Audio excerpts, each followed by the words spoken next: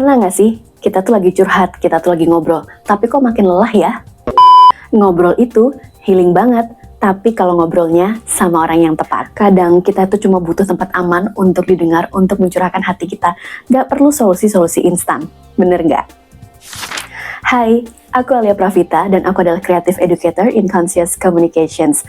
Kali ini aku mau ngobrolin tentang yang namanya ngobrol asik dan sehat, tapi sama orang yang tepat. Kira-kira seperti apa itu?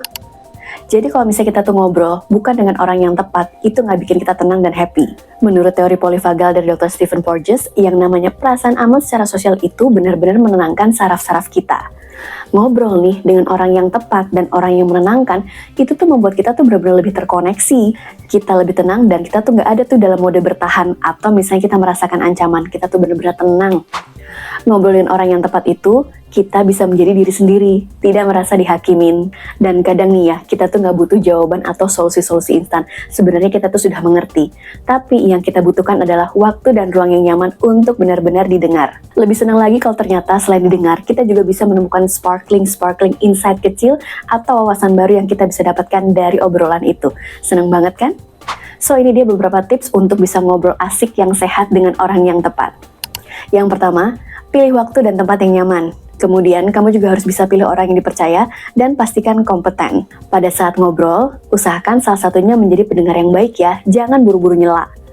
Pastikan juga dalam obrolan ini kita sama-sama sepakat dan paham apakah kita ini atau aku ini hanya ingin didengar atau misalnya aku ini hanya butuh solusi. Boleh kamu berikan jeda atau berhenti sebentar kalau misalnya dirasa obrolannya mulai emosional.